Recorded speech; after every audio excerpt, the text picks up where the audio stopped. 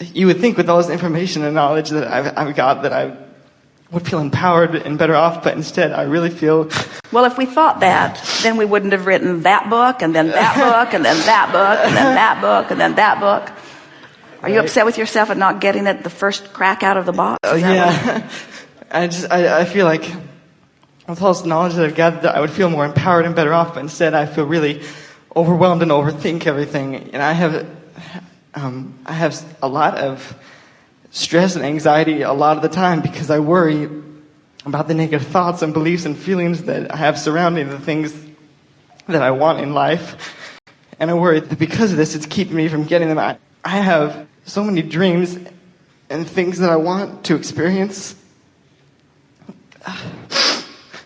and have, but I feel really frozen with fear of them not coming true. And I feel like if I don't believe 100% and know that they'll come true and feel good all the time when I think about them, that there's no point in trying or going for anything because of my negative thoughts and beliefs are keeping me from getting it. And it's frustrating because I try really hard to feel good and think positive.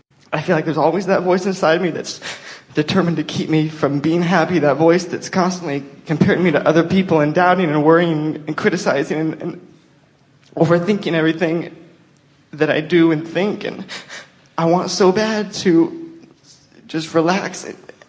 It's interesting. Did you hear us earlier today? We were talking about how we pick you from the crowd and that a strong desire causes a very powerful spiking. That's how we saw you. In fact, somebody else tried to get in your chair and we said, no, not you. So as we saw you, the energy of your desire, even though you are a bit as you've described in that you are worrying about things, so there is a strong tug of war, which is evidenced by the way you're feeling and even about the way that you were reading there. But the desire is so strong that it will prevail. It's wonderful to see such powerful desire so early in life. And that's the most significant thing that we want to say to you.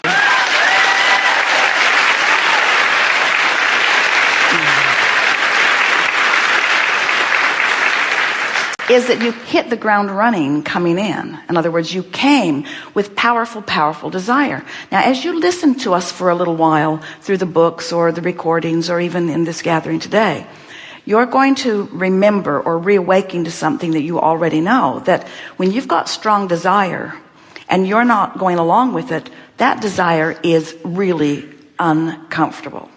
And yet, you, and we do it too, are making a bigger deal than we want to out of not going along with it, because the not going along with it is just a byproduct really of the environment in which you've been living. Someone said to us they were concerned about their teenager and really wanted to protect their child from experiences that they had found to be unpleasant when they were young, and wanted us to help them find a way to guide the child so that they didn't have to feel any of this angst and stuff that you're feeling. And we said, we wouldn't help you if we could, because we know that in all of that discomfort, this is the time that you're putting big time stuff into your vortex. Sometimes powerful energies come into physical form intending to understand and teach through the clarity of their example in a very powerful way. And when that happens at early ages, they scrutinize life in a more detailed way than most anybody does, finding more problems and therefore putting more solutions, finding more questions and therefore putting more answers. And that's precisely what's going on with you. You have, at an earlier age than we nearly ever acknowledge. We're not going to say you're the one and only or that you are the absolute exception, but you have put more into your vortex at this early age of your life than almost anybody that you will ever meet. And now you're feeling the pull of not being able to just at the drop of the hat go right in there, but you need some life experience in order to work your way in. So you came as a powerful teacher with all of that energy into an environment that is bickering about just about everything. Nobody likes anybody very much, anywhere, anymore, it seems like. So it's no wonder it's a little hard to take, because you come from all of this knowing of all of this well-being. So it's a bit of a rocky ride, but here you are, so early in your experience, with a vortex well enough formulated for an 80 or 90 or 120-year-old, and still in the process of trying to define what's going on. So the conversation that we just had before you sat down is a really good basis to begin with here, because you heard us speaking about how you have to ignore what is and just focus upon what's in the vortex. And you were trying to describe some of what you think is in there. Who do you think you are? What is it that you want? What is it that you're looking for that you feel that you haven't been able to find? Because the most powerful and interesting thing that we heard from you and felt from you as you were describing, it was the purest rendition we've ever heard of someone who was simply trying to explain how awful it feels not to be in the vortex. In other words, you weren't saying, I want a car and I can't get it. I want a girlfriend and can't get it. You weren't saying, my mother doesn't understand me. You weren't saying, they're beating up on me in the playground. In other words, you weren't talking about anything other than this innate knowing that you're supposed to feel better than you do and you don't know what to do about it. Isn't that right? Mm-hmm. Don't you love knowing how smart you are so fast?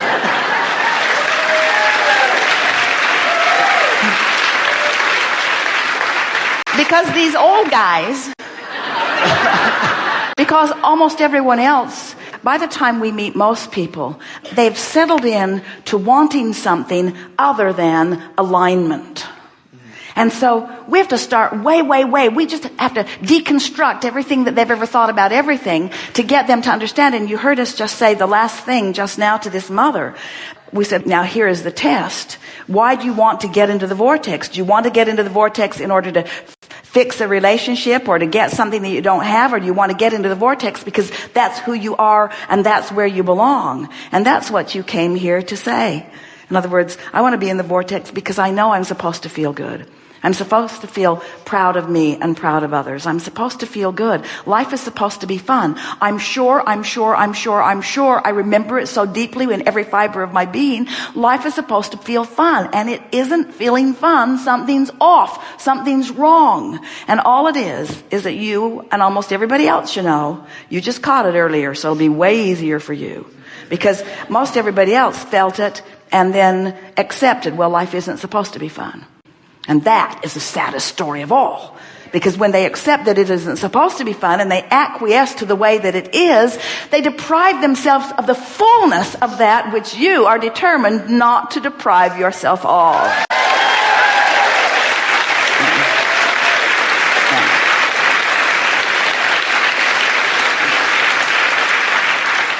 So what you do, you just do it a little bit at a time. You catch yourself in the vortex and then you milk it. And you think about, what is it that feels good about this? And you just play it over and over in your mind. And when you find something that doesn't feel good, you do your best to try to ignore it. And you say things to yourself like, there's nothing wrong with me. I'm just more understanding of emotions. I'm feeling my guidance system in a stronger way. My guidance system is going to serve me earlier and younger than almost anybody else. And I'm going to get a handle on this. In fact, I've already got a handle on it. What Esther does, because Esther has found herself really sensitive to energy.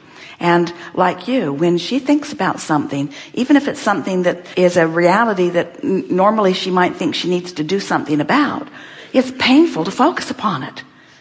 And so she's just coming more and more to the place where when she finds things that are painful to focus upon, it's just not worth it. In other words, let humanity take care of humanity. Or, in other words, nothing is worth sacrificing your alignment with who you are. So there are a handful of things that we can give you that will make you feel good right away. Do you ever spend time meditating?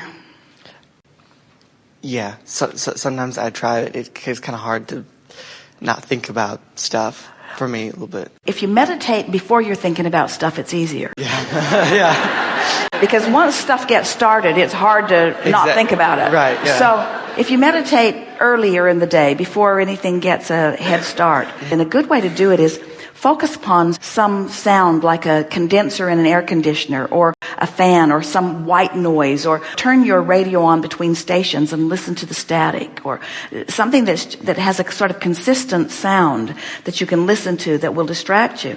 It's like putting your brain on pause. And as you quiet your mind by distracting yourself, you could sit for 15 minutes and your mind could wander through most of it. And if you found 15 or 20 seconds of a quieted mind, you've served yourself really well, because during that quieted mind, you go into the vortex and you practice the vibration of alignment. These are the words that we most want you to hear. Whatever you're thinking about causes you to practice the vibration of it. But the vibration of who you really are, you don't need to worry. You don't need to worry that things are going to distract you from who you really are, because ultimately, we promise you that's not possible. Who you really are is a really powerful, pulsing vibration. And if it weren't so, you wouldn't feel so awful when you're out of sync with it. One time a woman said to us, Abraham, I have a friend who's really negative and I'm really positive. And we acknowledged that she was mostly positive, but she said, my friend is healthy as a horse and I've got all of these diseases. It's not fair what's going on. And we said, there are two factors. The power of your desire is one factor, and where you are in relationship to it's another factor. So if someone called you on the telephone and said, hello, you don't know me, I'm just calling to tell you I'll never call you again, you would say, all righty, thanks for letting me know, goodbye. You wouldn't feel any tension about that. But if someone you cared about said that to you, you would feel tension. So the point that we're making with you is, as we talked about you hitting the ground running with all this fast-moving energy, is that your vortex is really spinning in a strong way. And when you get out of sync with it, you feel it more powerfully than someone whose vortex isn't spinning so fast, or someone who's not sensitive to the energy of it. So, it is our promise to you. You could not think enough negative thoughts to ever do yourself any damage. Are you hearing us? In other words, you don't need to worry, and you don't need to get it perfect. And this is the point that you're helping us make in the most powerful way that we've ever made it. Step 1, step 2, step 3. Step 1 says, ask, and contrast is necessary for that. And so you've got to have some outside the vortex time. Our message to all of you is not get in the vortex and stay there. If that were your intention, you would be dead like us. That is not your intention. There is not dead. There's just life and more life and more life. But you get what we mean. You came to explore contrast so that you could put things there. Now we want to explain something to you that we think you'll feel. We think you've actually been feeling it. This is going to explain it. So, you know what you don't want, which causes you to know more clearly what you do want. And there's a momentary spike in that vibration. In other words, when you know what you don't want, you know for a moment, because the vibrations are going this way. We always demonstrate them this way, but on the sound file that Esther looks at, they go this way. So when you know what you don't want, you know what you do want. There's a spike. Those spikes are captured and contained by source. So the drama that you've been living, or the intensity that you've been living, has caused you to put so much into that vortex that now you kind of have to live up to it, or you feel the discord of not living up to it. And that's what you were describing. A really accurate way of saying it, given what we've just explained back to you. Your words would have been something like, well, Abraham, I don't know how, because my life seems pretty normal, but I feel like I have a stronger desire than I can even really explain. And I don't know how to become a vibrational match to that desire, because I don't really know how it got there. And we say it got there because of the pre-intention that you had coming into this physical experience. And our soothing message to you is you don't have to figure it out all at once. You have all the tools that you need. Do you accept the reality of this vibrational reality? And you acknowledge that you are source energy in a physical body? Yeah. And you acknowledge that your emotions let you know? Yeah. And you get it that nobody is ever going to understand you like your source energy does. And that when you give up trying to explain yourself to anybody and you just come into alignment with who you are, then you can maintain this consistent balance, which is what you're reaching for.